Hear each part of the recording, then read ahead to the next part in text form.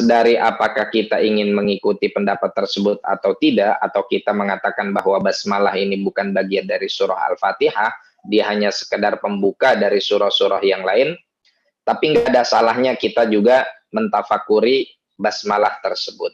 Baik dari segi makna ataupun refleksi ke depannya untuk kehidupan kita sehari-hari setelah mengetahui makna dan kandungan dari basmalah itu sendiri. Secara makna, Bismillahirrahmanirrahim, jika kita pretelin, kita ambil satu persatu, jika kita ambil satu persatu secara kosakata, maka ba di sini adalah kata bantu yang dalam bahasa Arab huruf ba ini memiliki beberapa makna. Ada maknanya al-isti'anah, ada maknanya al-musahabah ma'at tabarruk. Maksud dari isti'anah adalah bahwa, misal contohnya gini, kata betul darsa bil kolami. Saya menulis pelajaran dengan al-kolami, pena. Berarti saya menggunakan pena sebagai alat bantu bagi saya untuk menulis. Adapun makna al-musahabah ma'at tabarruk, artinya ba ini merupakan huruf yang memiliki makna bahwa setiap muta'alik yang berkait dengan huruf ba tersebut, yang mana dalam hal ini adalah basmalah, nama Allah Subhanahu wa Ta'ala, itu kita jadikan nama Allah Subhanahu wa Ta'ala dalam setiap hal yang kita lakukan dengan seraya membaca basmalah, dengan tujuan kita mengambil berkah, ya. Dengan tujuan kita mengambil berkah. Dan para ulama lebih senang menganggap ba dalam basmalah ini sebagai al-musahabah ma'at tabarruk. Jadi kita sertakan asma'ullah, nama Allah, yang dalam hal ini ada lafdzul jalalah, ada ar-Rahman, ada ar-Rahim. Kita sertakan itu dalam aktivitas kita seraya mengambil berkah. Oleh karena itu ada beberapa dari ikhwan kita yang sudah melakukan tadabbur mandiri, dan kemudian dia upload ke Instagram. Saya sudah melihat beberapa di antaranya ada yang memahami itu. Masya Allah, barakallahu fi. Ada yang memahami bahwa dengan basmalah ini kita tabarruk, mengambil berkah, ya, mencari berkah, karena memang mencari berkah itu merupakan salah satu tuntunan dari baginda Nabi Muhammad sallallahu alaihi wasallam. Kemudian lafaz ismun, kita biasa mengartikan nama, ya. Kita nggak ingin masuk lebih jauh falsafah dari lafaz ismun tersebut karena waktu kita yang terlalu sempit, saya rasa. Langsung saja kita akan mentafakuri atau berusaha menggali makna Allah, ya. Lafdzul jalalah ini, lafaz Allah ini adalah nama yang paling agung, ya. Dan lafdzul jalalah ini didefinisikan oleh para ulama bahwa lafdzul jalalah ini adalah ismun lidzat, ismu alamin lidzat al-wajibil wujud al-muttasif bi jami'il kamalat al-munazzah an jami'in naqais. Jadi lafdzul jalalah ini adalah satu isim alam dia bentuknya. Isim alam itu kalau dalam aturan tata bahasa Arab yang menunjukkan kepada sesuatu yang sudah pasti, ya. Biasanya disebutkan biasanya disandang oleh satu sosok atau oleh satu tempat, itu disebut sebagai isim alam.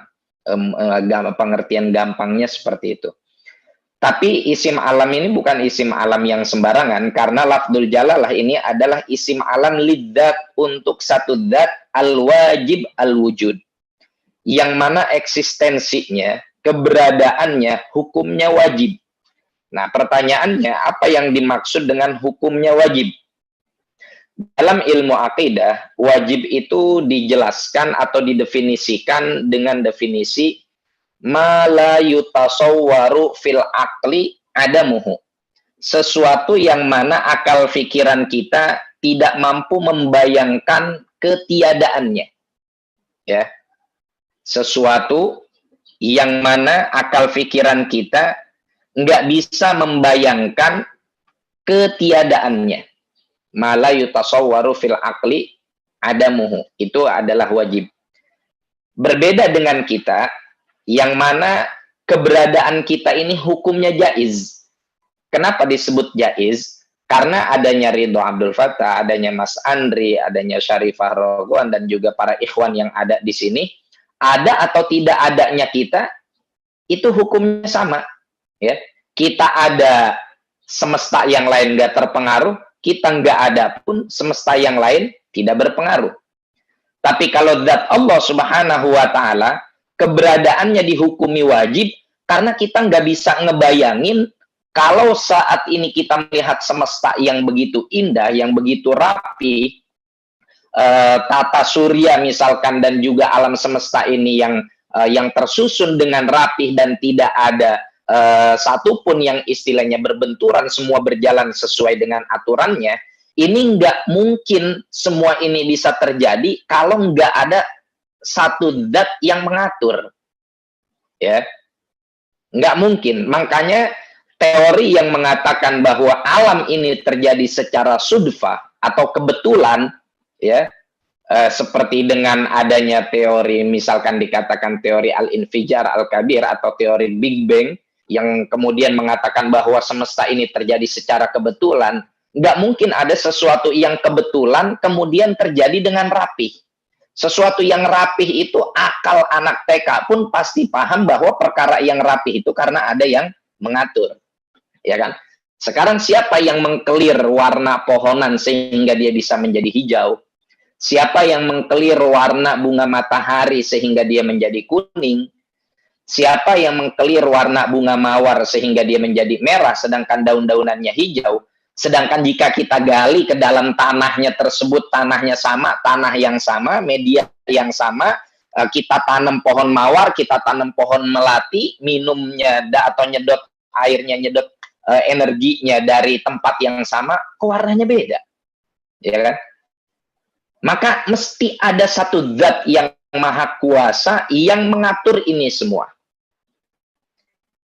Jika memang saya sampaikan di sini ada salah seorang ilmuwan ya yang dapat Nobel Fisika ya, dan banyak fisikawan yang mereka itu Tuhan, tapi pada akhirnya mereka mengatakan bahwa yang namanya alam semesta ini ada yang mengatur, ada zat besar yang mengatur, seperti yang dikatakan oleh Stephen Hawking dalam beberapa pertemuannya. Dia mengatakan bahwa zat ini, semesta ini mesti ada yang mengatur. Ada energi besar yang mengatur. Alhamdulillah ala nikmatil iman. Syukur alhamdulillah atas nikmat iman, meskipun kita nggak dapat Nobel Fisika, nggak sampai skor IQ kita mungkin ratusan atau berapa, tapi kita tahu bahwa energi yang besar tersebut adalah Allah Jalla Jalaluhu wa ta'ala azamatuh. Ya, jadi lafdzul jalalah ini ismun lidzat, ismu alamin lidzat al-wajib al-wujud, yang mana keberadaannya itu wajib hukumnya. Al-muttasif bi jami'i sifatil kamaliyah, yang tersifati dengan seluruh sifat kesempurnaan, al-munazzah an jami'in naqais, yang terbersihkan dari setiap kekurangan. Nah, dari sini pernya, dari sini stasiunnya. Selanjutnya antum silakan tafakuri sendiri bagaimana saya membuktikan bahwasanya Allah itu memang benar-benar zat yang maha kuasa, yang eksistensinya, keberadaannya, hukumnya wajib, bahkan menurut akal, wajibun aklan, ya. Dan kita nggak usah jauh-jauh, sebagai kuncinya Allah pernah bilang wa fi anfusikum afala tubsirun, ya. Apakah kalian tidak melihat apa yang selama ini terjadi dan ada pada diri kalian? Para ikhwan sekalian, selanjutnya makna Ar-Rahman, ya.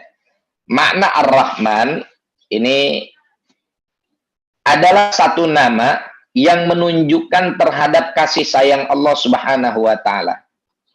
Ismun dalun ala rahmatihi subhanahu wa ta'ala al-ammah li jami'il kainat ala mukhtalafi anwa'iha.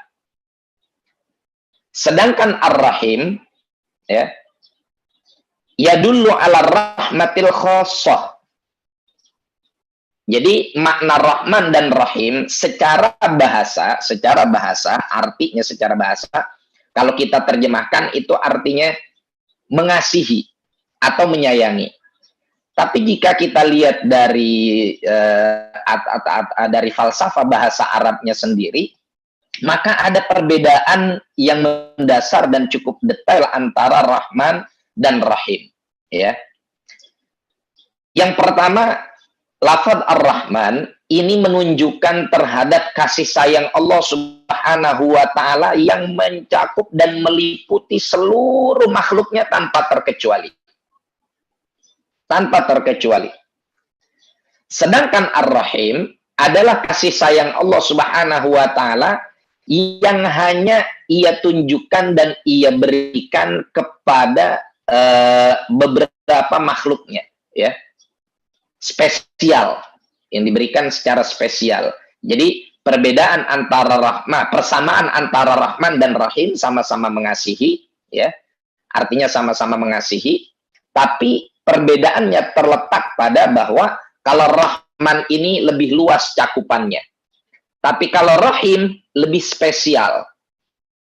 Kenapa? Karena dengan rahmannya Allah Subhanahu wa Ta'ala, orang yang kafir masih bisa hidup, orang yang maksiat masih bisa makan, orang yang durhaka kepada Allah Subhanahu wa Ta'ala masih bisa merasakan kenikmatan duniawi.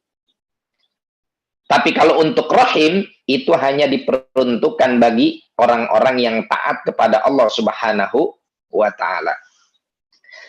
Allah Subhanahu wa Ta'ala berfirman, wa rahmati wasi'at kulla syai', dan kasih sayangku meliputi setiap sesuatu.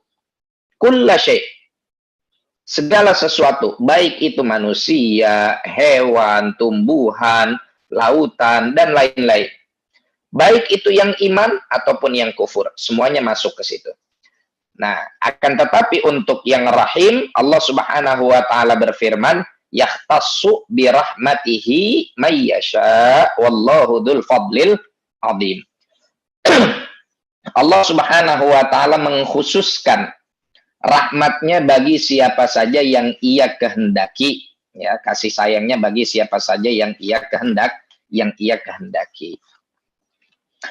Kemudian yang perlu kami sampaikan di sini adalah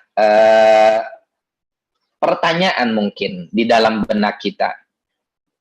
Saya pernah dengar walillahil asmaul husna fad'uhu biha. Kemudian juga sering di kaset-kaset didendangkan atau mungkin sekarang lewat media-media platform seperti YouTube atau Spotify dan lain-lain, itu ada lagu membaca Asmaul Husna. Terus juga saya suka misalkan lihat di buku-buku Adhkar, Aurad, atau dicetakan mushaf Al-Quran. Saya suka baca Asmaul Husna. Banyak tuh ada Allahul la ilaha illahu rahmanur rahim al-malikul quddus salamul mu'min muhaiminun, terus sampai as-sabur. Pertanyaan saya, kenapa sih Ar-Rahman dan Ar-Rahim yang didahulukan, yang dijadikan di dalam basmalah itu, kenapa Ar-Rahman Ar-Rahim? Kenapa enggak Al-Malik atau Al-Quddus? Ya. Hikmah aslinya hanya Allah Subhanahu wa Ta'ala yang tahu, tapi para ulama berusaha menggali hikmah dari itu semua. Di antara hikmah Ar-Rahman dan Ar-Rahim yang disertakannya Ar-Rahman dan Ar-Rahim dalam basmalah adalah bahwa sebagaimana dikatakan oleh Syekh Muhammad Sirajuddin dalam kitab beliau memahami satu makna. Disinilah Allah Subhanahu wa Ta'ala ingin memperkenalkan zatnya kepada hambanya, ya, bahwa zat Allah Subhanahu wa Ta'ala adalah zat yang maha pengasih dan maha penyayang. Dalam pertemuan sebelumnya kita pernah sampaikan kepada ikhwan sekalian, ya, di mana Nabi Daud pada saat itu diperintahkan oleh Allah Subhanahu wa Ta'ala untuk memperkenalkan zatnya kepada hambanya dan memperkenalkan mereka agar mereka cinta kepada Allah. Terus Nabi Daud nanya, gimana caranya ya Allah? Allah akhirnya bilang kepada Nabi Daud, mewahyukan kepada Nabi Daud, sampaikan kepada mereka kasih sayangku, ya, kasih tahu mereka kasih sayangku. Karena di sini Allah Subhanahu wa Ta'ala ingin menyampaikan kepada kita bahwa yang selama ini kita rasakan sebetulnya lebih banyak kasih sayang Allah ketimbang amarahnya. Ya kan? Adapun amarah Allah, teguran Allah, siksaan Allah, siklusnya itu enggak setiap hari kalau kita mau tafakuri itu semua. Bahkan di dalam tegurannya saja masih ada nikmatnya. Di dalam ujiannya aja masih ada kasih sayangnya. Dan ini ntar kita pahami ketika kita mentafakuri alhamdulillahirabbil alamin. Tapi kalau kita saksikan dari sejak, kalau kita mau tafakuri sejak kita berada dalam rahim ibu kita, atau bahkan sejak kita berada dalam alamul arwah, ya, di mana di alamul arwah tersebut ruh-ruh kita dijaga oleh Allah Subhanahu wa taala. Ruh kita dirawat oleh Allah Subhanahu wa taala, ya. Apalagi memang setiap ruh yang diciptakan oleh Allah semuanya mengakui bahwasanya Allah Subhanahu wa taala adalah Tuhan yang Maha Esa, yang Maha Kuasa. Ya. Wa id akhadha rabbuka min bani adama min dhuhurihim dzurriyyatahum wa asyhadahum ala anfusihim alastu bi rabbikum qalu bala. Semua beriman ketika ditanya oleh Allah, bukankah aku ini adalah Tuhan kalian? Semua ruh menjawab, oh pasti engkau adalah Tuhan kami. Ya. Kemudian ketika kita masuk ke alam rahim ibu kita, di situ kasih sayang Allah Subhanahu wa taala begitu luasnya buat kita. Dan Allah Subhanahu wa taala menggambarkan penciptaannya, ya. Ketika Allah menggambarkan proses manusia, penciptaan manusia dari dia ada di alam rahim, ada di dalam kandungan ibunya, itu ayat tersebut bukan hanya sekedar ingin menyampaikan kepada kita keesaan Allah, bagaimana proses penciptaan manusia. Tumaja'alnahu fi qararin makin, kami letakkan sperma yang sudah bersatu dengan ovarium tersebut di dalam satu dinding rahim yang kami bahasakan dalam Al-Quran qarar makin, satu tempat yang sulit untuk digoyang, sulit untuk ditembus, sulit untuk di apa namanya, pokoknya terjaga lah, kesegel ya, tersegel ya. Itu ketika Allah berbicara tentang proses takwinul insan, penciptaan manusia, bukan hanya sekedar Allah itu pengen menunjukkan kepada kita kekuasaannya dalam penciptaan itu sendiri, tapi Allah ingin menunjukkan juga kepada kita kasih sayangnya. Coba deh kita pikirin, kalau bukan karena kasih sayang Allah Subhanahu wa taala, apakah ibu kita yang ngasih kita makan ketika kita di dalam perut? Enggak. Ya, ibu kita hanya sekedar makan makanan yang bernutrisi lewat mulutnya, tapi bukan ibu kita yang ngatur bagaimana saripati makanan tersebut bisa masuk ke dalam tali pusat kita sehingga masuk ke dalam tubuh kita, lalu kemudian kita menjadi janin yang tumbuh dengan pertumbuhan yang baik. Siapa yang mengatur semua itu? Allah lah yang memfirmankan kepada setiap zat-zat yang ada di dalam nutrisi kandungan ibu kita untuk zat fulania, berangkatlah kamu ke sini, energi fulani kamu berangkat ke sini, ya, masuk ke dalam tubuh kita sehingga kita bisa tetap berada di dalam janin ibu kita. Kita terlahir ke alam dunia, waqis ala dalik, silakan antum tafakuri sendiri selanjutnya apa yang ada di dalam diri antum, bagaimana kasih sayang Allah Subhanahu wa taala ada pada diri kita. Dan itu semua berlangsung sampai kita akil balik, nggak ada amarah Allah. Ya kan? Karena amarah Allah itu hanya ditujukan kepada mereka yang durhaka kepada Allah. Meskipun kalau secara akal Allah boleh-boleh saja menyiksa siapapun hambanya meskipun dia ahli taat. Secara akal ya, dalam aturan tauhid kita, secara akal Allah sah-sah saja. Tapi jika kita tafakuri, maka selama pertumbuhan kita tersebut, nggak ada tuh Allah marah-marah sama kita, Allah nyiksa kita. Baru setelah kita akil balik, ada dosa yang kita lakukan, terkadang kita mendapat teguran Allah Subhanahu wa taala, tapi siklus tegurannya itu kan nggak setiap hari, nggak setiap saat. Dan bahkan dalam teguran itu sendiri masih ada nikmat. Yang sakit, anggap sakit itu sebagai sebuah teguran dari Allah Subhanahu wa taala, la'allahum yarji'un, agar mereka kembali. Tapi tetap di dalam tersebut ada lutfullah. Ada kasih sayang Allah. Di mana kasih sayangnya? Rasulullah bilang bahwasanya penyakit itu bisa menghapus dosa. Ya. Dosa yang kita lakukan itu kan lebih banyak daripada ketaatan kita. Sehingga ketika kita dikasih penyakit oleh Allah Subhanahu wa taala, bukan berarti kita sedang dimarahi oleh Allah dalam artian kita, bukan berarti kita kemudian nganggap Allah nggak marah, bukan begitu. Kita tetap harus merasa diri kita muqassir, diri kita banyak kekurangan, kita banyak dosa. Tapi jangan sampai kemudian dengan penyakit tersebut kita meronta-ronta, oh Allah nggak sayang sama gua diuji mulu. Ya ilahi, diuji mulu. Baru pilek dikit diuji mulu. Bahkan di dalam penyakit tersebut bisa dihapus dosa. Kalau kita bersyukur, kita bersabar, ya Allah juga akan kasih pahala. Wahakada. Ya. Jadi ini adalah rahmat dan kasih sayang Allah Subhanahu wa taala yang meliputi seluruh makhluknya. Adapun rahimnya Allah, ya. Adapun rahimnya Allah, sebagaimana kita katakan, ini hanya dikhususkan kepada makhluk-makhluk yang Allah pilih. Dan di antara nikmat rahim, nikmat yang bersumber dari rahimnya Allah Subhanahu wa taala adalah nikmatul iman. Ya, nikmatul iman. Kita syukur alhamdulillah terlahir dalam keadaan iman, dan ikhwan yang mungkin ada di sini, mungkin ada yang mu'alaf juga bersyukur karena tidak berlanjut ke dalam kekufurannya, diberikan cahaya hidayah oleh Allah Subhanahu wa taala. Walaula fadlullahi alaikum wa rahmatuhu ma zaka minkum min ahadin abada. Jika bukan karena keutamaan dari Allah, bukan karena kasih sayang dari Allah, maka tidak ada satupun di antara kalian yang bersih hatinya. Nah, mazaka minhum mazaka minkum min ahadin abada, bersih hatinya ini bersih dari penyakit hati, itu juga nikmat dari Allah. Tapi semua itu dimulai dari bersihnya jiwa kita dari kekufuran, ya. Makanya makna mazaka minkum min ahadin abada, di antara penyakit yang terbersihkan dari dalam diri kita berkat rahmat dan kemuliaan dari Allah adalah penyakit kufur, ya, penyakit kufur. La ilaha illallah. Kemudian apa lagi?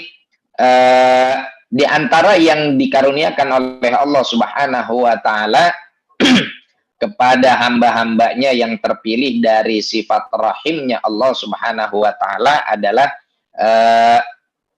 kemuliaan dan juga kemantapan dalam jiwa terhadap iman dan juga ilmu, ya. Kemantapan jiwa terhadap iman dan juga ilmu. Karena gini, manusia itu kan ada tingkatannya. Ada yang kufur, berarti dia nggak dapat dari rahimnya Allah. Ada yang dapat iman dari rahimnya Allah. Tapi imannya juga kan ada yang kualitasnya beda-beda. Ada yang sebagaimana dikatakan Rasulullah SAW, ya kan?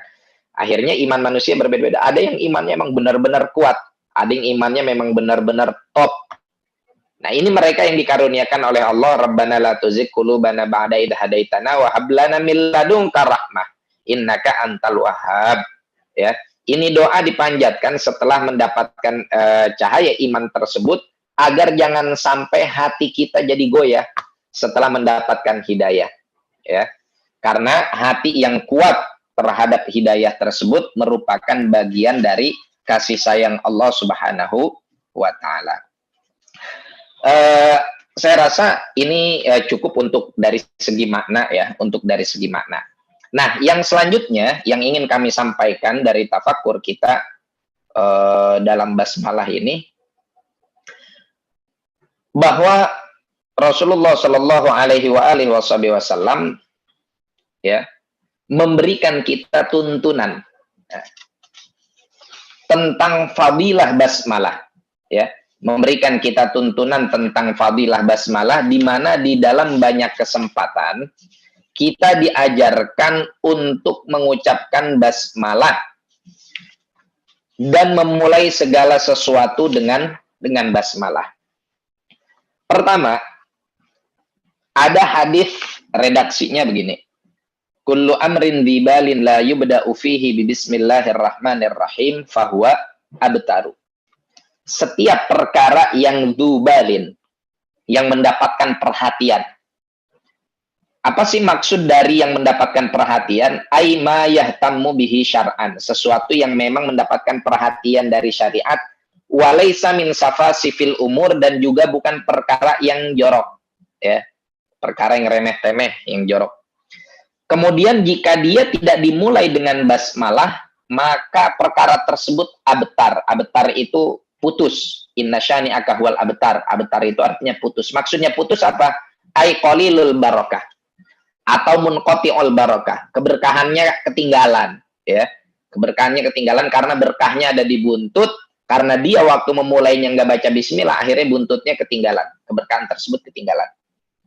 Oleh karena itu, para ulama mengajarkan kepada kita melalui tuntunan hadis dari baginda Nabi Muhammad Sallallahu Alaihi Wasallam untuk memulai segala sesuatu baik yang sifatnya mubah selama dia bukan perkara yang jorok, seperti misalkan ngupil, ya, buang ingus. Nah, ini nggak disunahkan untuk baca basmalah. Tapi untuk perkara-perkara yang dubalin, untuk yang yahtamu bihi syar'an, yang mana syariat memberikan perhatian terhadap hal tersebut, juga perkara-perkara mubah yang lain, itu kita disunahkan untuk membaca basmalah. Ya, disunahkan untuk membaca basmalah. Contohnya banyak, dalilnya banyak, haditsnya juga tuntunannya banyak, ya. Ketika kita ingin baca buku, misalkan baca pelajaran, bacalah bismillahirrahmanirrahim. Karena Allah yang memerintahkan, Iqra bismi rabbikal ladzi khalaq.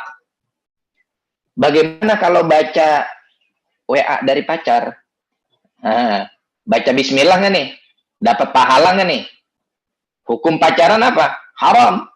Hukum pacaran haram karena itu merupakan bagian mendekati zina. Ya, dan Allah mengatakan la taqrabuz zina innahu kana fahisyatan wa sa'a sabila. Nah, kata para ulama, hukum Fatihah bisa jadi haram. Kapan? Ketika dibarengi untuk melakukan sesuatu yang haram, seperti mencuri. Ya, dia mau nyolong, bismillah. Mau korupsi, bismillah dulu biar korupsinya berkah. Nggak dapat tuh berkah kayak gitu. Sama, baca surat-surat cinta dari pacar yang isinya syahwat apa segala macam, juga hukumnya haram memulai dengan basmalah.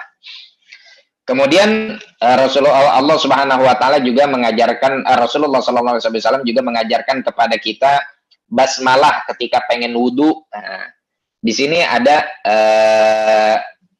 salah seorang akhwat ya yang nulis dari tafakurnya bahwa nggak sah wudu tanpa basmalah, ya, nggak sah wudu tanpa basmalah. Hadis ini ditakhrij oleh Imam Ahmad dan Al-Imam Abu Daud. Di sini yang ingin kami jelaskan, bukan kami luruskan, karena di situ akhwat kita nggak mengatakan nggak sah, dia hanya menyetir hadisnya aja, Kalau nggak salah dia nggak mengatakan nggak sah. Gini, hadis ini diriwayatkan oleh Imam Ahmad dan juga Imam Abu Daud dan juga Al-Hafidz Al-Mundhiri dari Sayyidina Abu Hurairah radhiyallahu taala anhu. Redaksi hadisnya kurang lebih seperti ini. La sholata liman la wudu. La sholata liman la wudu alahu. Tidak sah sholat bagi orang yang gak wudu, yang gak punya wudu. Artinya yang dalam keadaan hadas. Ya, kalau dia dalam keadaan hadas, maka dia harus hilangkan dulu hadasnya dengan berwudu kalau hadasnya hadas kecil. Juga ini untuk melaksanakan firman Allah, idza qumtum ila sholati fagsilu wujuhakum wa aydiyakum ila akhiril ayat. Nah, terus ada lanjutannya nih redaksi hadisnya. Wala wudu aliman lam yadhkurismallahi ta'ala alaih. Dan tidak ada wudu jika dia tidak membaca basmalah.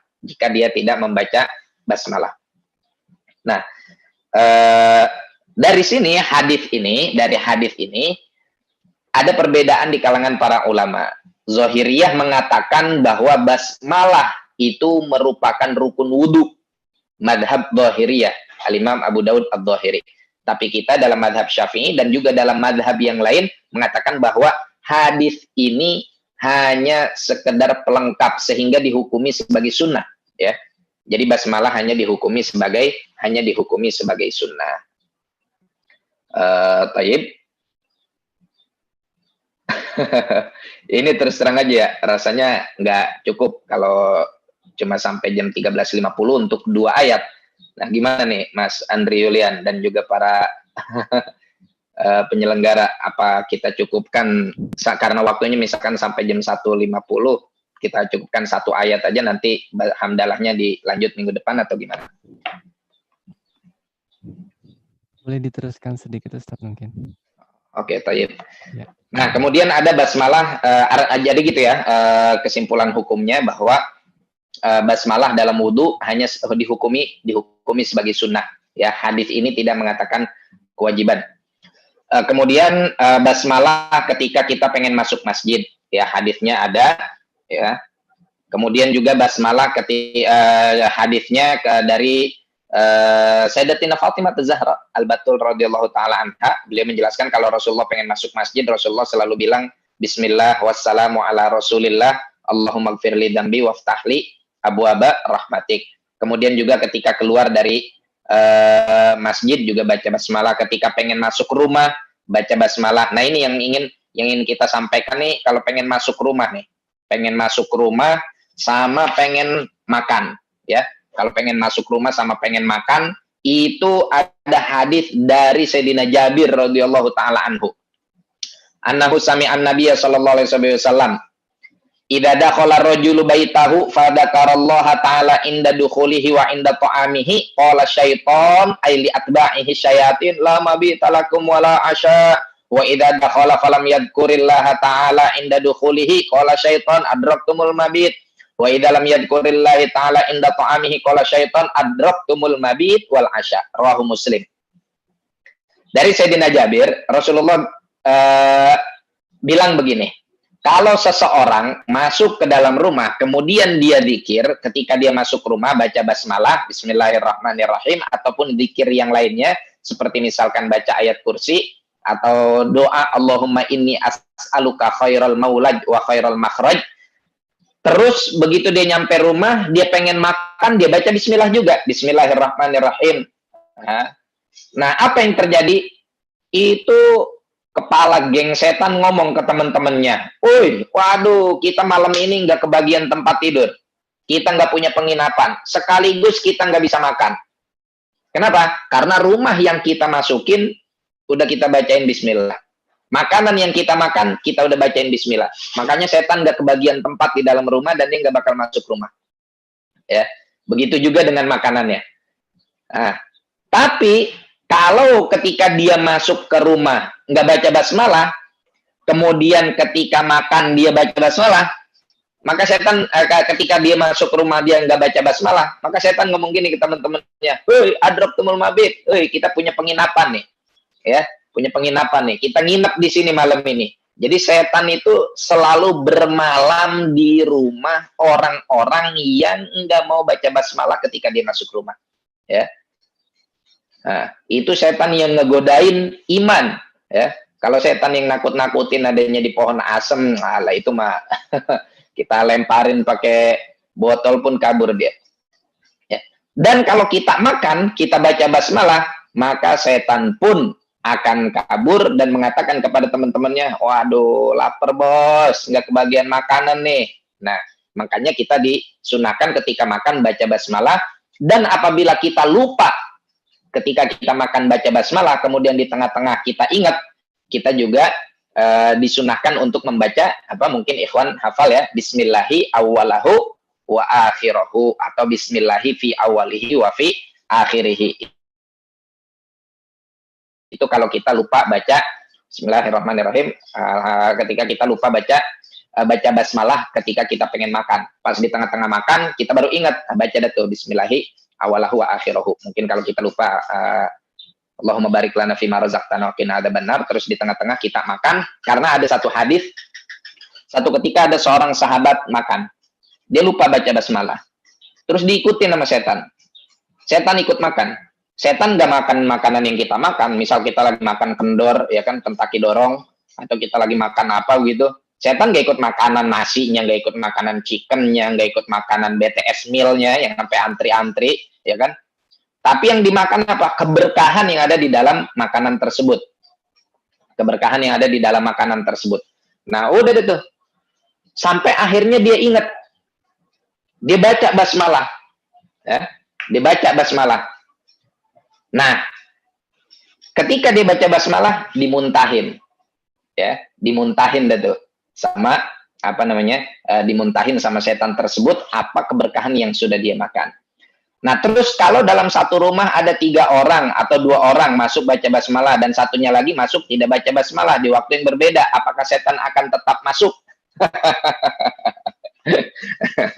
Ya.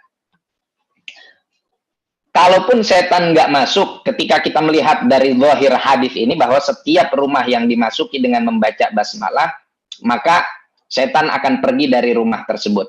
Terus bagaimana kalau orangnya banyak yang baca basmalah cuman 1 doang, ya, yang baca basmalah dengan cuman 1 doang, yang lain nggak baca basmalah. Ketika ada yang lain nggak baca basmalah, maka setan akan masuk ke dalam rumah tersebut. Nah, terus apa faedahnya saya baca basmalah? Diri kamu yang akan terlindungi. Ya, setan masuk ke dalam rumah karena yang lain nggak baca basmalah, tapi ketika kamu masuk baca basmalah ke dalam rumah tersebut, maka kamu yang akan terlindungi dari godaan setan tersebut, ya. Dan apa namanya, itulah. Tapi gini, dalam beberapa literatur disebutkan bahwa jikapun memang ada, jadi gini, ada sosok-sosok manusia yang memang memiliki keberkahan tersendiri sehingga berkah dia yang satu, yang lain jadi terlindungi. Seperti contoh ada orang sholat di dalam masjid, ya, ini diriwayatkan dalam kitab Ihya atau dalam kitab tasawuf yang lain. Itu ada orang lagi sholat dalam masjid. Kemudian ada sosok iblis yang menyerupai manusia lagi mondar-mandir di pintu masjid. Lagi mondar-mandir aja di pintu masjid. Lalu ada satu arif billah, seorang ulama yang soleh yang memang mata batinnya sudah dibukakan oleh Allah sehingga dia tahu yang lagi mondar-mandir ini siapa hakikatnya, ya, iblis. Karena banyak hamba-hamba Allah yang memang tingkat makomnya sudah tinggi, dibukakan pintu hatinya oleh Allah sehingga dia bisa mengetahui mana yang iblis, mana yang bukan, seperti yang dialami oleh Sayyidina Imam Abu Hanifah, ya, ketika menjelang ketika sakaratul maut, beliau tahu ketika itu digoda oleh iblis. Nah, ditanya nih orang, ente ngapain mondar-mandir di sini? Apa jawaban itu iblis? Aneh bingung. Aneh nih pengen godain tuh orang lagi sholat. Tapi aneh nggak bisa masuk. Kenapa? Aneh takut sama orang yang lagi tidur. Loh, kok bisa? Orang lagi tidur ngejagain yang lagi sholat. Usut punya usut. Ternyata orang yang tidur ini adalah seorang yang faqih, ahli fikih, alim, khusyuk, paham fikih, alim, kemudian juga hatinya khusyuk dan dipenuhi rasa takut dengan Allah Subhanahu wa taala. Jadi itu orang yang lagi sholat nggak kena godaan setan, berkah orang yang lagi tidur karena beda kualitas imannya. Ya, dari sini juga dapat kita pahami bahwa setiap bacaan yang kita baca itu tergantung bagaimana berangkatnya dari hati kita. Ya, kalau memang hati kita ini benar-benar diisi dengan nur, dengan cahaya, kemudian juga benar-benar berangkat dengan penuh ketakwaan kepada Allah Subhanahu wa taala, maka bisa menjadi keberkahan bagi orang yang ada di rumah kita, berkah basmalahnya kita. Nah, di sini ada firman Allah Subhanahu wa taala yang menjelaskan tentang keberkahan orang-orang yang beriman, keberkahan orang-orang yang bertakwa, bisa menjadi wasilah berkah terhindarnya orang-orang ahli maksiat dari amarah Allah dan juga dari segala hal keburukan. Di mana Allah Subhanahu wa taala berfirman dalam surah Al-Fath, "Walaula rijalun mu'minuna wa nisa'um mu'minatul lam ta'lamuhum an tata'uhum fatusibakum minhum ma'arratum bighairi ilm liyudkhilallahu fi rahmatihi may yasha law tazayyalu la'adzabna alladhina kafaru minhum adaban alima." Ya. Kalau seandainya saja tidak ada laki-laki mukmin, laki-laki mukminah yang kalian tidak ketahui, kemudian terkenalah kalian teguran dari Allah Subhanahu wa taala, yang mana kemudian dengan berkah mereka kalian masuk ke dalam rahmat Allah. Lau tazayyal, kalau seandainya mereka hilang itu orang-orang yang beriman, maka Allah Subhanahu wa taala akan mengazab orang-orang yang kafir, ya. Jadi itu mungkin yang menjadi pertanyaan salah satu akhwat kita, kalau ada 3 orang, yang 2 orang masuk baca basmalah, yang lain enggak, gimana? Ya itu tergantung nanti kondisi yang baca basmalahnya juga. Ya kalau yang baca basmalahnya memang dia hanya untuk bisa menjaga batinnya saja, maka tetap yang lain juga akan tergoda oleh setan. Oleh karena itu saran saya, tulis di rumah sunnah-sunnah masuk ke rumah, di print out, di laminating, tempel di pintu, agar setiap orang yang masuk ingat terhadap adab-adab nabawi masuk ke dalam rumah tersebut. Kemudian tasmiyah indar rukub, tasmiyah ketika naik kendaraan, hadisnya juga jelas, ya, di mana Rasulullah SAW sebagaimana diriwayatkan oleh Sayyidina Ali karramallahu wajhah, kalau naik kendaraan itu selalu membaca Bismillahirrahmanirrahim, Alhamdulillah, kemudian baca Subhanalladzi sakhkhara lana hadza wa ma kunna lahu muqrinin wa inna ila rabbina lamunqalibun. Kemudian juga membaca basmalah ketika pengen tidur, membaca basmalah ketika mohon maaf misalkan antara suami dan istri, ya, hubungan antara suami dan istri juga diperintahkan atau dianjurkan oleh Rasulullah SAW untuk membaca basmalah sebagaimana diriwayatkan oleh Imam Bukhari dan Imam Muslim dari Sayyidina Ibnu Abbas. Qala Rasulullah SAW, "Lau anna ahadakum idza arada an ya'tiya ahlah qala bismillah Allahumma jannibna syaitan wa jannibi syaitan ma razaqtana fa innahu in qudiya bainahuma waladun min dalik lam yadurruhu syaitanu abada." Ya. Kalau seandainya seseorang yang pengen mendatangi istrinya, menggauli istrinya, kemudian dia baca sebelum dia melakukan hal tersebut, apa yang dia baca? Bismillahirrahmanirrahim. Allahumma jannibna syaitan, ya Allah, jauhkanlah dari kami syaitan. Wa jannibi syaitan ma razaqtana, dan jauhkanlah syaitan dari rezeki yang kau berikan kepada kami berupa anak. Maka apabila Allah Subhanahu wa taala menjawab doa tersebut, anak tersebut tidak akan mendapat gangguan dari setan selama-lamanya. Ya, baik wabil khusus gangguan kekufuran, ya, gangguan kekufuran, artinya akan menghasilkan, setidaknya akan menghasilkan anak yang mukmin dan juga soleh. Kemudian ketika kita juga diperintahkan baca basmalah ketika kita pengen nutup pintu, ya, dan juga ingin memadamkan lampu, ya, itu juga dituntun oleh Rasulullah SAW untuk membaca basmalah. Kemudian juga ketika kita ingin meletakkan makanan, meletakkan minuman, itu juga disunahkan untuk membaca bismillah. Ingin buka seluruh yang digembok, buka pintu lemari, buka pintu rumah, buka dompet suami, baca bismillah. Ya, buat nyari duit dan kartu ATM ya. Nah, ini jawabannya ada sama ibu-ibu. Jawabannya ada sama ibu-ibu, baca bismillah atau enggak.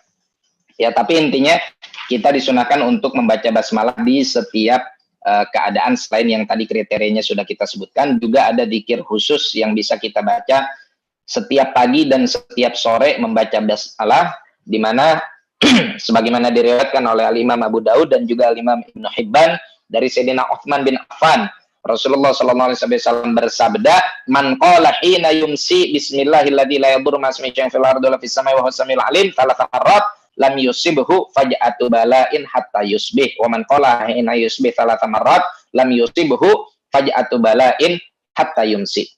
Dari Sayyidina Utsman bin Affan, kata Rasulullah, barang siapa yang kalau di sore hari dia baca Bismillahilladzi la yadurru ma'asmihi syai'un fil ardi wa la fis sama wa huwas samiul alim 3 kali, maka ia akan terhindar dari bencana mendadak yang menimpanya. Ya, terhindar dari bala mendadak yang menimpanya sampai dia pagi. Dan barang siapa yang membaca itu 3 kali di pagi hari, maka akan terhindarkan dari bala mendadak sampai sore hari. Oleh karena itu Sayyidina Imam Haddad menulis wirid, ya, mengumpulkan wirid namanya Al-Wirdul Latif, yang mana Wirdul Latif ini dibaca di pagi hari, dibaca di sore hari.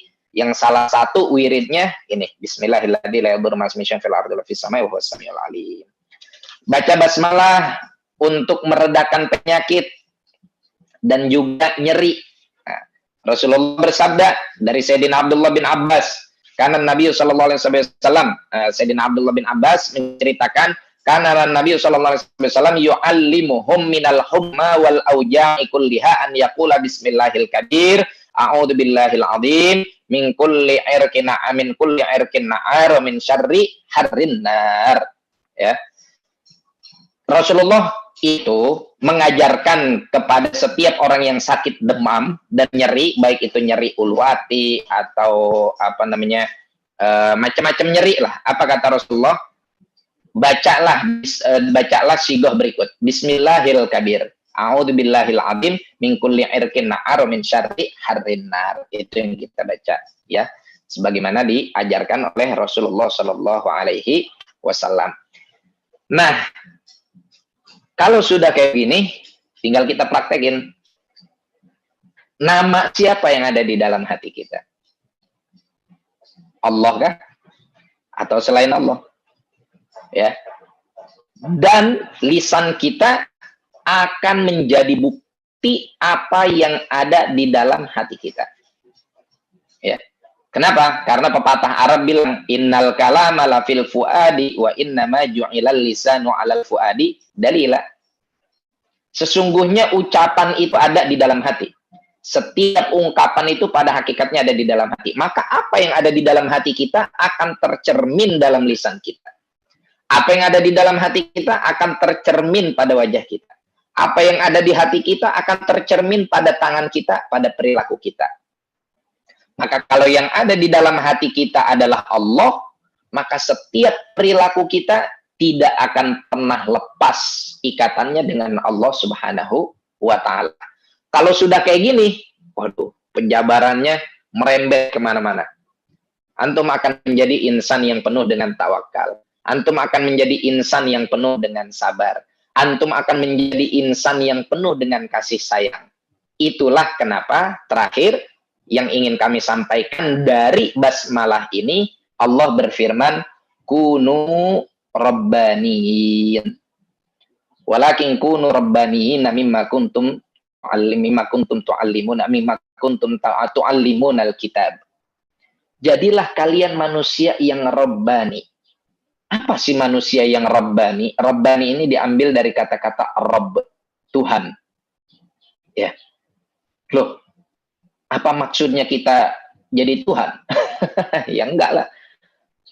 Tapi berakhlak dengan akhlak Tuhan. Bersifat dengan sifat Allah. Semuanya? Ya enggak. Hanya sebagian saja yang layak kita tiru. Adapun sifat Allah Jabbar, Qahar, Mutakabir, itu enggak boleh kita tiru. Ya. Tapi kita diperintahkan oleh Allah Subhanahu wa Ta'ala untuk menjadi manusia Rabbani dari apa-apa yang kita pelajari dari Al-Quran. Kita mempelajari di dalam Al-Quran Allah Maha Rahman, Allah Maha Rahim. Terus hanya sekedar kita buat tahu aja gitu, bahwa Allah itu sayang sama kita. Dan kita tahu bahwa kasih sayang ini adalah sifat yang baik. Terus kita nggak mau niru. Sayang-sayang dong kita ngaji. Percuma dong kita belajar. Percuma dong kita tahu. Makanya ketika kita diperintahkan oleh Allah Subhanahu wa Ta'ala untuk mentafakuri Al-Quran, termasuk diantaranya mentafakuri sifat-sifat Allah. Allah lanjutkan perintah tersebut dengan berupa perintah agar kita menjadi manusia yang meniru sifat-sifat Allah Subhanahu wa Ta'ala, walaupun nggak semuanya. Ya, seperti yang tadi sudah kita jelaskan. Dalilnya itu, kunu rabbaniyyin. Nah, dari sini, kita kan udah belajar Rahman dan Rahim. Ada satu hadis. Hadis ini disebut hadis musalsal bil awwaliyah. Kenapa disebut musalsal bil awwaliyah? Karena hadis ini adalah hadis yang selalu pertama kali disebutkan setiap kali seorang murid bertemu dengan gurunya. Artinya kalau ada murid baru ketemu sama guru pertama kali, maka si guru tersebut sebelum ngomong yang lain, sebelum bicara yang lain, yang pertama kali dia sampaikan hadis ini. Hadisnya apa? Dari Sayyidina Abdullah bin Amr bin As. Rasulullah bersabda, Ar-Rahimuna yarhamuhumur rahmanu tabaraka wa ta'ala. Irhamu man fil ard yarhamkum man fis sama. ternyata hadis musalsal bil awaliyah, hadis yang pertama kali disebutkan oleh setiap guru kepada muridnya sebelum ngucapin yang lain adalah hadis tentang kasih sayang. Apa isinya? Ar-rahimuna yarhamuhumur rahmanu tabaraka wa ta'ala. Orang yang saling menyayangi, maka Allah Subhanahu wa ta'ala akan menyayangi dia. Irhamu ma fil ard. Sayangilah setiap yang ada di bumi karena kita tinggalnya di bumi. Yarhamkum man fis sama, maka yang ada di langit akan menyayangi kalian. Dan ketika kita bilang yarhamkum man fis sama, bukan berarti kita berakidah Allah itu ada di langit ya, duduk di langit. Enggak. Akidah kita mengatakan bahwa Allah Subhanahu wa taala ada tanpa butuh kepada tempat. Ya, tanpa butuh kepada tempat. Makanya enggak boleh kita bertanya Allah di mana, ya. Qad kana wal makan wa huwal an ala ma alaihi kan. Orang yang pernah nanya gitu sama Imam Malik bin Anas dikelepak palanya. Ya. Karena nanya yang enggak. Nah, di sini ingin kami sampaikan bahwa Rahman dan Rahimnya Allah adalah sifat yang mesti kita tiru, dan inilah yang sekarang menjadi krisis buat kita. Ya, yang menjadi krisis buat kita. Kita khususnya di masa pandemi seperti ini banyak yang krisis hilang rasa di lidah. Tapi sebelum pandemi, ketika pandemi, atau bahkan kapanpun itu, kemarin-kemarin kita juga sedang merasakan krisis hilang rasa. Rasa apa? Rasa kasih sayang. Menyayangi kepada orang lain. Ya, mudah marah, gampang tersinggung. Hanya gara-gara ada di depan kita ngasih sen kiri, tiba-tiba beloknya kanan, terus kemudian kita marah-marah. Hanya karena mobil kita lecet sedikit, kita minta tuntut ganti rugi sampai berjuta-juta. Cukup dengan kita memaafkan, kata Rasulullah, ana za'imun bibaitin fi rabadil jannah liman tara al-mira'a wa in kana muhiqqa. Wa ana za'imun bibaitin fi a'lal jannah liman hasuna khuluquhu.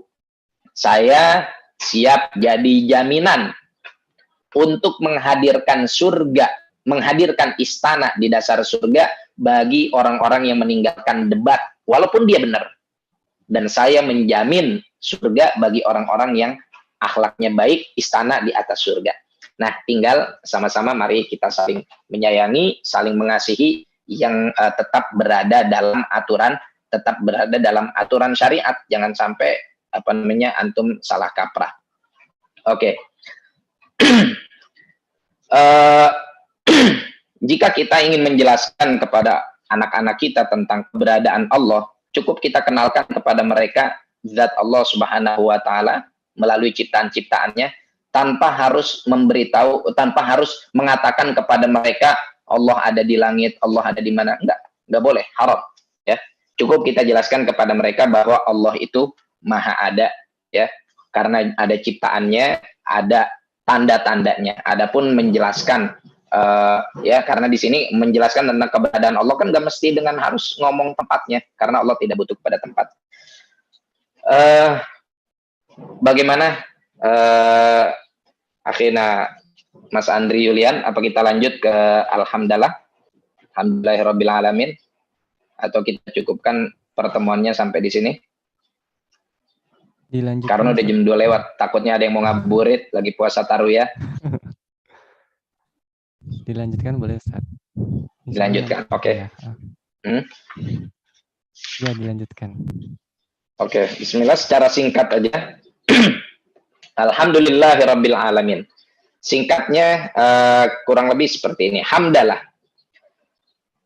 Athana alal ma'a. Alhamdu itu kalau bahasa Indonesianya ya artinya pujian, ya. Alhamdu itu artinya adalah pujian. Tapi kalau secara definisi menurut istilah, alhamdu itu adalah athana alal mahmud bidzikri mahamidihi wa kamalatihil qaimati bidzatihi au mahamidihil fi'liyati shadirati anhu ala wajhil ijlal wat ta'zim. Pujian bahasa Arabnya itu ada hamida, ada madaha, ya. Itu artinya sama-sama memuji. Tapi yang dimaksud dari alhamdu pujian kita kepada Allah Subhanahu wa taala itu maknanya adalah asana alal mahmud. Pujian kita kepada sosok atau zat yang sedang kita puji dengan menyebut segala keindahannya, dengan menyebut segala jenis pujiannya, segala kebaikannya dan kesempurnaannya, ya. Dengan dipenuhi ini nih, dengan dipenuhi rasa ta'zim dan mengagungkan. Ini orang yang jarang meraktekin. Kalau hanya sekedar alhamdulillah, banyak orang ngucapin alhamdulillah, alhamdulillah saya diterima jadi PNS, alhamdulillah lamaran saya diterima pekerjaan, alhamdulillah saya dapat jodoh. Tapi lafaz alhamdulillah yang ada di lisan dibarengi enggak tuh dengan ta'zim yang ada di dalam hati. Ya. Kemudian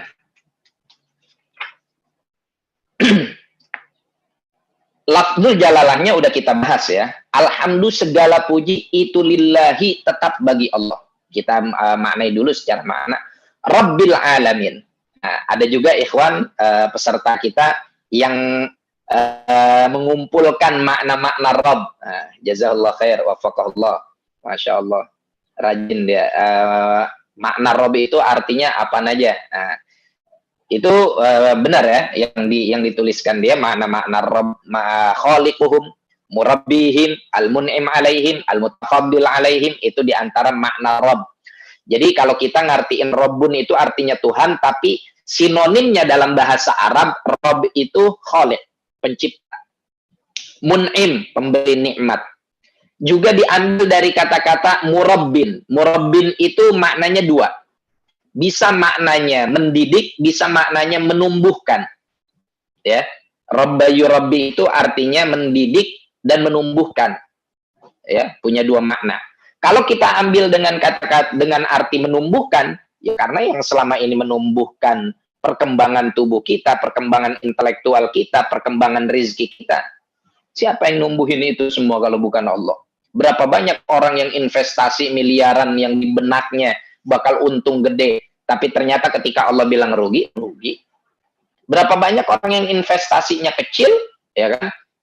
Tapi ternyata Allah berikan dia rezeki, bisnisnya kemudian menggurita dan menjadi besar. Semua itu adalah karunia Allah, dan juga semua itu adalah berangkat dari ketentuan Allah Subhanahu wa taala.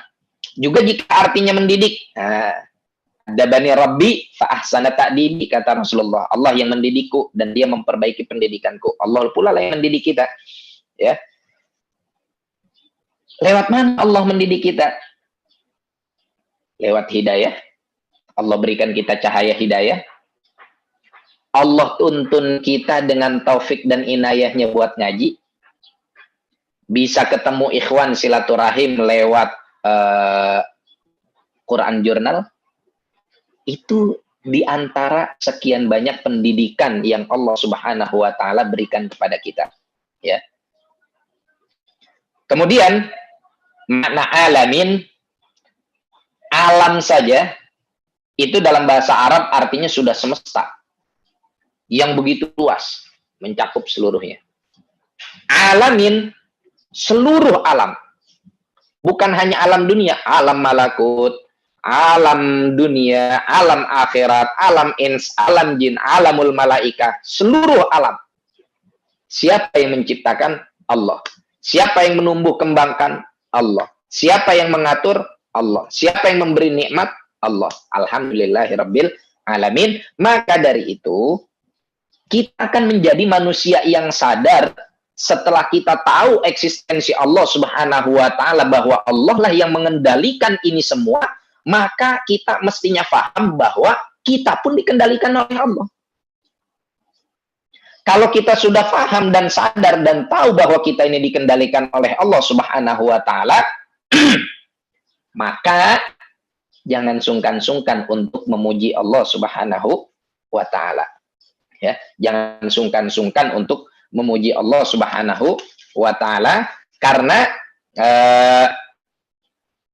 nanti di akhirat yang pertama kali dipanggil sebagaimana dalam hadis, inna awwala ma yud'a ilal jannati yaumal qiyamah alladzina yahmadunallaha ta'ala fis sarra'i wad dharra. Atau dalam beberapa redaksi, inna awwala ma yud'a ilal jannati yaumal qiyamah alhammadun. Sesungguhnya rombongan yang pertama kali dipanggil oleh Allah ke dalam surga pada hari kiamat adalah mereka-mereka yang selalu memuji Allah baik di kala suka ataupun di kala duka. Allahumma ja'alna minal hammadin. Mudah-mudahan Allah jadikan kita termasuk golongan hammadin. Ya. Kemudian Allah juga mensifati hamba-hambanya yang terbaik dengan sifat-sifat at-taibunal abidunal hamidun. Ya, at-taibunal abidunal hamidun. Oleh karena itu, Rasulullah Shallallahu Alaihi Wasallam adalah Ahmad. Wa huwa Ahmadul Hammadin. Rasulullah namanya kan bukan hanya Muhammad. Waktu kakeknya Abdul Muttalib ditanya, nama Muhammad ini nggak pernah ada sebelumnya di dalam bangsa Arab. Baru pertama kali ini. Kenapa kamu namakan Muhammad? Karena saya punya harapan agar nanti dipuji. Ya, banyak yang memujinya oleh penduduk langit dan oleh penduduk bumi. Tapi nama Rasulullah SAW juga kan Ahmad. Ya, sebagaimana dalam Al-Quran, yati min ba'di rasulin ismuhu Ahmad, yati min ba'dihi rasulun ismuhu Ahmad. Akan datang setelah Nabi Isa satu rasul namanya Ahmad. Kenapa Rasulullah dinamakan Ahmad? Karena Rasulullah satu, beliau adalah Ahmadul Hammadin. Orang yang dari sekian banyak makhluk, Rasulullah yang paling banyak memuji Allah dan paling tahu cara memuji Allah. Yang kedua, Rasulullah adalah sahibul liwa'il mahmud. Nanti di alam di padang mahsyar ada namanya liwa'ul hamd. Ya, liwa'ul hamd. Panji pujian. Ini siapa yang megang? Rasulullah. Hadis dalam Sahih Bukhari ketika orang-orang pada saat itu dalam keadaan rungsing, pusing, saking gawatnya hari kiamat, nggak pernah kita nemuin hari serepot itu. Nggak kayak kalau lagi berebut bansos atau lagi berebut santunan, ya kan? Ini orang, udah mikirin amalnya apa segala macam, pusing. Lari seluruh manusia kepada Nabi Adam, minta syafaat. Kapan kata Nabi Adam apa? Nafsi. Urusin diri masing-masing. Lari ke Nabi Nuh, ya Nabi Allah Nuh, anta abul bashar tsani, engkau bapak kedua kita. Apa kata Nabi Nuh? Nafsi. Nabi Idris, Nabi lain, Nabi Ibrahim, terus sampai Nabi Isa semuanya bilang nafsi. Baru pas kita datang kepada Nabi Muhammad Shallallahu Alaihi Wasallam, apa kata Rasulullah? Analaha. Urusan syafaat serahin ke saya. Kemudian Rasulullah datang ke satu tempat padang mahsyar. Di situ Rasulullah sebagaimana dalam hadisnya beliau katakan, aku memuji Allah Subhanahu wa taala dengan pujian yang tidak pernah diucapkan oleh kalangan awalun dan oleh kalangan akhirun. Dan aku puji Allah dengan pujian yang tidak pernah terucap dengan lisanku sebelumnya. Di situ Allah ilhamkan kepada Rasulullah segala macam bentuk pujian. Baru setelah Rasulullah SAW memuji Allah dengan segala macam pujian, apa kata Allah kepada Nabi Muhammad? Ya Habibi, irfa' ra'sak, sal tu'ta, washfa'tu syafa'. Wahai kekasihku, ya Allah. Rasulullah dibilang apa? Dipanggil apa oleh Allah? Wahai kekasihku. Ya kan? Artinya Rasulullah kekasih siapa? Kekasih Allah. Irfa' ra'sak. Angkat kepalamu. Udah. Jangan risau. Jangan gelisah. Sal tu'ta. Minta apa aja yang kamu mau, kamu akan diberikan. Wasfa'tu syafa'. Berikanlah syafaat. Aku akan persilahkan kamu untuk memberikan kamu syafaat kepada siapapun. Pertanyaannya, kalau kita di dunia jauh dari Rasulullah, kita dapat apa enggak itu syafaat? Ya. Karena yang jadi kekasih Allah adalah Rasulullah. Maka untuk bisa mendapatkan syafaat tersebut, mendapatkan keringanan dari Allah Subhanahu wa taala, maka hati kita juga kudu dekat dengan Rasulullah. Allah aja menjadikan Nabi Muhammad sebagai kekasihnya. Masa kita nggak mau menjadikan Nabi Muhammad sebagai kekasih kita? Ya. Jadi, ikhwan sekalian, ini kesempatan bagi kita untuk dan kita akan mampu menjadi sosok yang pandai memuji Allah Subhanahu wa taala dengan adab-adabnya apabila kita semakin mendekatkan diri kita dengan Rasulullah. Semakin dekat kita kepada Rasulullah melalui sunnah-sunnahnya, maka Allah akan memberikan kita taufik, inayah, dan ilhamnya untuk bisa memuji Allah Subhanahu wa taala. Tapi semakin kita jauh dari Rasulullah, maka kita nggak akan sampai kepada hakikat pujian tersebut. Ya. Kemudian terakhir, untuk masalah pujian akan kita sampaikan, pujian itu ada 4 model, ya. Ada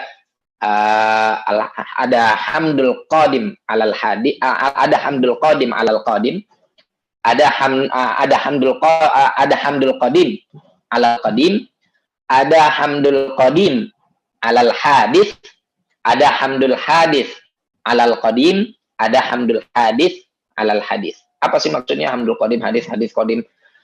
Hamdul qadim alal qadim. Pujian dari zat yang maha terdahulu kepada zat yang maha terdahulu. Artinya apa? Allah memuji zatnya sendiri. Makanya dalam doa khatmul Quran, Sayyidina Ali Zainal Abidin awal pertama kali menuliskan dan mengucapkan apa? Alhamdulillahilladzi hamida fil kitabi nafsah. Segala puji bagi Allah yang memuji zatnya sendiri di dalam Al-Quran. Contohnya mana? Itu dia. Alhamdulillahirabbil alamin. Ya, di situ Allah yang memfirmankan dan Allah memuji zatnya sendiri. Kemudian ada hamdul qadim alal hadis. Pujian dari Allah kepada makhluk. Contohnya apa? Contohnya dalam Al-Quran Allah memuji Nabi Muhammad sallallahu alaihi wasallam, wa innaka la'ala khuluqin azim. Ya, wa innaka la'ala khuluqin azim. Sungguh engkau itu adalah sosok makhluk yang punya akhlak yang begitu luhur. Ada hamdul hadis alal qadim. Ya, hamdul hadis alal qadim, pujian dari makhluk kepada sang khaliq. Ini yang harus kita senantiasa lakukan. Dan sebagaimana di dalam riwayat disebutkan, Sayyidina Utsman bin Affan itu paling banyak wiridnya, wirid yang lain dia baca, tapi paling banyak wiridnya adalah wirid hamdalah. Alhamdulillah, alhamdulillah, alhamdulillah. Itu Sayyidina Utsman bin Affan, kama rawaina an masyayikhina, sebagaimana kita riwayatkan dari masyayikh kita. Kemudian ada hamdul hadis alal hadis, pujian dari makhluk kepada makhluk yang lain, ya. Jangan sungkan untuk memuji orang lain, berterima kasih kepada orang lain. Man lam yashkurin nas lam yashkurillah. Yang gak bersyukur kepada manusia, gak berterima kasih kepada manusia, berarti dia gak bersyukur kepada Allah, ya. Dan ini banyak dicontohkan, bahkan terkadang menurut kita lebay, tapi begitulah para ulama memuji sesama ulama, misalkan seperti pujian Sayyidina Imam Ahmad kepada Sayyidina Imam Syafi'i. Asy-Syafi'i fil muslimin kasyamsi baina sairil kawakib. Keberadaan Imam Syafi'i bagi kaum muslimin itu seperti mentari di antara sekian banyak bintang, ya, paling menonjol, paling banyak manfaatnya. Kemudian juga pujian Imam Syafi'i kepada Imam Malik bin Anas, ma tahta adimis sama mithli al-muwatta wa muallifi. Tidak ada satupun di bawah atap langit ini kitab yang seperti kitab Muwatta dan juga pengarangnya, ya. Jadi jangan sungkan kita untuk memuji orang lain selama pujian tersebut, ya, tidak membawa kita kepada hal-hal yang tidak diridhoi oleh Allah Subhanahu wa taala. Bagaimana contohnya pujian yang tidak diridhoi oleh Allah? Nah, pujian kepada pacar, genit-genitin yang bukan mahram, ya kan, genit-genitin mantan. Nah, itu pujian-pujian yang bikin Allah Subhanahu wa taala dan Rasulnya murka. Ya, jadi mudah-mudahan setelah ini kita akan banyak memuji Allah Subhanahu wa taala dan juga dalam setiap kesempatan kita. Wallahu a'lam bishawab.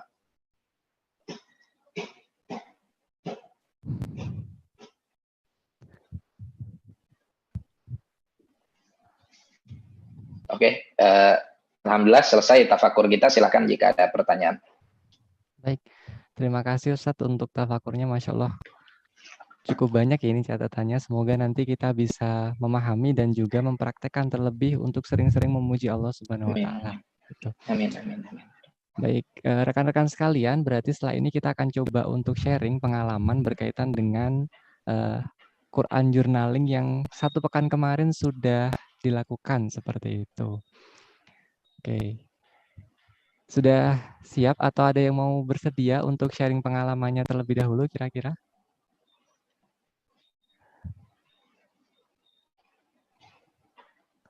Oke, baik.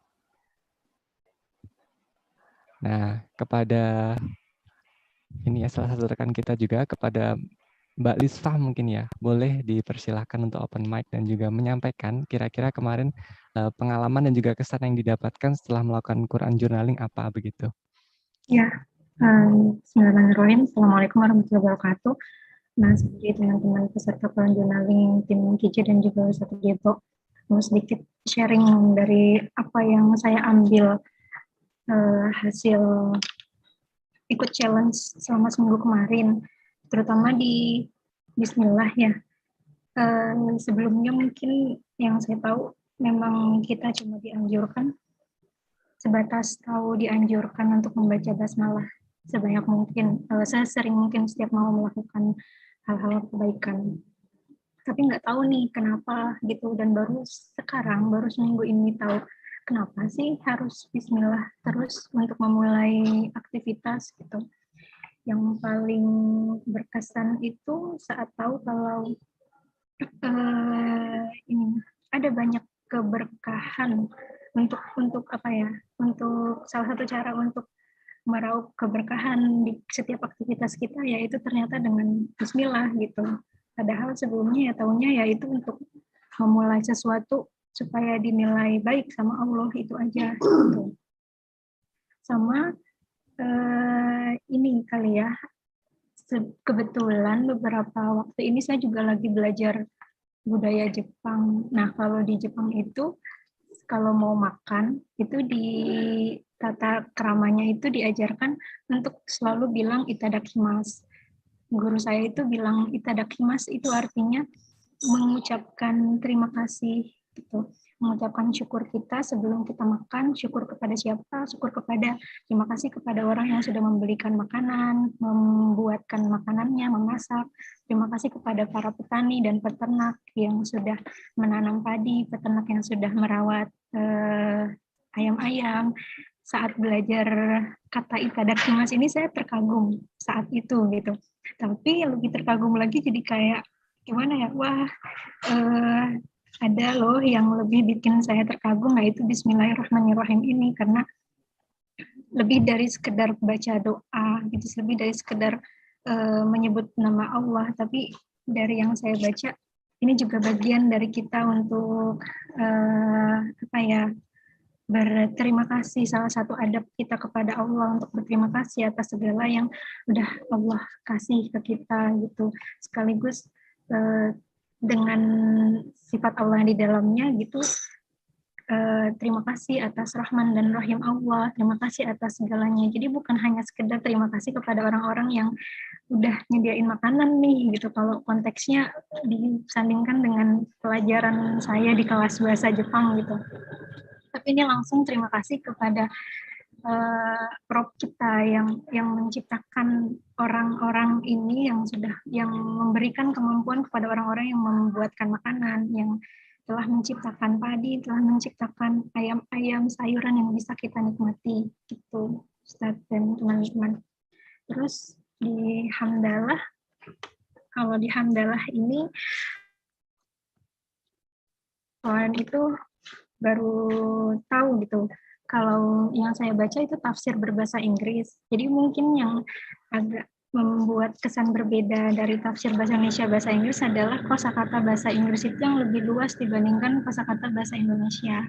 Kalau di tafsir bahasa Inggris itu hamdalah itu nggak diterjemahkan sebagai pujian atau praise kita saja, tapi juga sebagai terima kasih.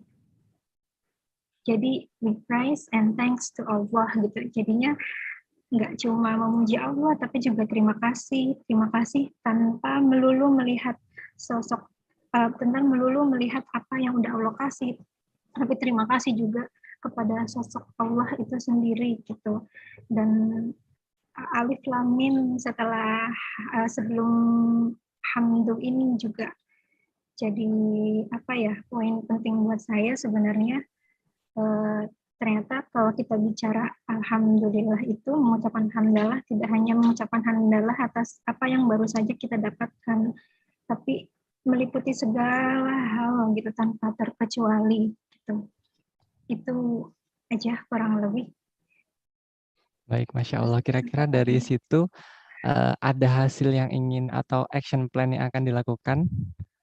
Ya, simple sih, tapi ini